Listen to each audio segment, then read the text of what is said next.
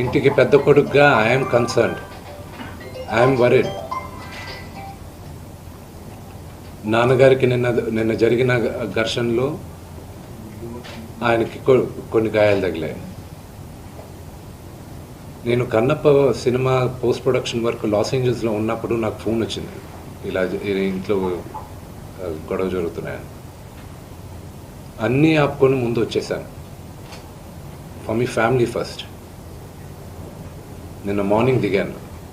But I'm not able to understand అది ఇంత నేను లేని ఒక 4 రోజుల్లో how did this escalate so much అని. But I hope there is some respite at the end of it. But I also request the media, మీ అందరిని కూడా నేను నా విన్నపం ఏంటంటే, మీకు ఫ్యామిలీస్ ఉన్నాయి, మీకు ఫాదర్స్ ఉన్నారు, everybody's got their own families. I request you to have a little bit of restraint. That's my only request. And నిన్న జరిగిన సంగతి, ఒక టీవీ రిపోర్టర్ ఆయనకి గాయాలు తగలడం, ఇట్ ఈస్ రియలీ అన్ఫార్చునేట్. ఉద్దేశపూర్వకంగా ఎవరిని హర్ట్ చేయాలని లేదు. నిన్న మీరు విజువల్స్ చూస్తే, టీవీ విజువల్స్ మీరు కానీ కరెక్ట్గా చూస్తే, గేటు పగలగొట్టుకొని తోసుకొని గేటు ఎరగొట్టి లోపలికి వచ్చేటప్పటికి ఒక తండ్రిగా ఆయన రియాక్ట్ అయిన విధం చాలా తక్కువని నా భావన. కానీ ఆయన ముందుకొచ్చి, మీరు విజువల్స్ కరెక్ట్గా చూసుకున్నారంటే, ఆయన మీడియా వాళ్ళకి నమస్కరిస్తూ ముందుకొచ్చారు. ఆయన చేతులు జోడించి నమస్కరిస్తూ ముందుకు వస్తే, ఎవరో ఒకరు ముందుకొచ్చారు, ఏదో మొహం మీద పెట్టారు, ఆ హీట్ ఆఫ్ ద మూమెంట్లో జరిగిందే కానీ ఉద్దేశపూర్వకంగా ఒక వ్యక్తిని కొట్టాలని కానీ, ఒక వ్యక్తి పైన ఆగ్రహం చూపించాలని కానీ వ్యక్తిగతంగా లేదు. ఆయన గాయపడిన వాళ్ళ ఫ్యామిలీతో నేను టచ్లో ఉన్నాను, వాళ్ళ ఫ్యామిలీ మెంబర్తో మాట్లాడాను. వాళ్ళకి చెప్పాల్సింది మేము చెప్పాం. We are in touch with them and it is a really unfortunate incident. I wish this did not happen. ఇది జరుగుండకూడదు. It's really unfortunate. It happen. We all feel sad for it. మా అంకులు విజయవాడలో ఉంటారు.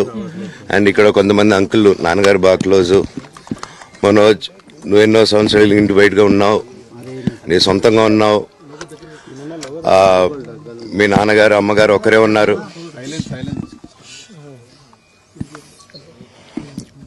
మీ నాన్నగారు అమ్మగారు ఒకరే ఉన్నారు. మీ అన్నయ్య ఏమో దుబాయ్కి షిఫ్ట్ అయిపోయాడు ఫ్యామిలీతో. మీ వైఫ్ ప్రెగ్నెంట్గా ఉంది. తనకి తల్లిదండ్రులు లేరు. తనకి ఇప్పుడు మీ అమ్మ అవసరం ఉంది, పెద్దోళ్ళు అవసరం ఉంది. నువ్వు అక్కడే ఎలా చూసుకుంటావు అంటే, నాకు ఆ రోజు మా భార్య కూడా ఒకసారి వాళ్ళు అన్ని చెప్తున్నారు కదా, ఎందుకంటే ఒకసారి వినండి అంటే, సరేమ్మా నీకోసం వస్తాను అని చెప్పి మళ్ళీ తిరిగి రావడం జరిగింది.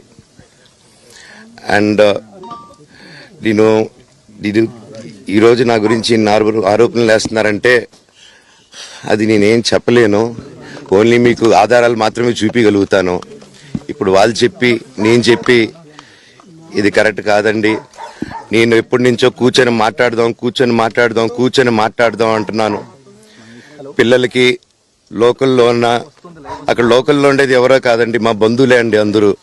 ఆ చుట్టుపక్కల గ్రామాలందరూ మా నానమ్మ ఊరు, మా అమ్మమ్మ ఊరు అందరూ మా వాళ్ళండి. వాళ్ళ పిల్లలు, మనవాళ్ళు, వాళ్ళ బంధువులు. సో వాళ్ళకి అన్యాయం, వాళ్ళు నాకు వాళ్ళ అర్జీలు పెట్టుకున్నారు, వాళ్ళ లెటర్లు పంపించారు, వాళ్ళన్నీ చేశారు. నేను వాళ్ళకి సపోర్ట్గా మద్దతుగా నిలబడి ఏమైంది నేను అడిగేసరికి వినయ్ అతనికి ఫోన్ చేశాను, మెసేజ్లు పెట్టాను. సార్ వాట్ ఈస్ హ్యాపెనింగ్, నేను కావాలంటే కాలు మీద కూడా పడతానండి, ఈ ఇష్యూ క్లియర్ చేయండి, మాట్లాడుకుందాం అంటే చాలా దురుసుగా రిప్లైలు పెట్టారు. నేను ప్రతిదీ ఈరోజు సాయంత్రం 5:30కి ప్రెస్ మీట్ పెట్టి ఇన్నాళ్ళు ఆగానండి, ఇంకా ఆగలేను. ఈరోజు ఈవినింగ్ ప్రతిదీ చెప్పేస్తాను. ఆ రోజు నేను పోలీసు సపోర్ట్ అడిగినప్పుడు స్టేషన్కి 100కి ఎందుకు ఫోన్ చేశాను, ఆ 100 దగ్గర నుంచి నేను పర్మిషన్ ఇస్తున్నాను, నాకు ప్రాబ్లం లేదు. Do subscribe Saksham Vizag. Watch, like, share and comment. Thank you.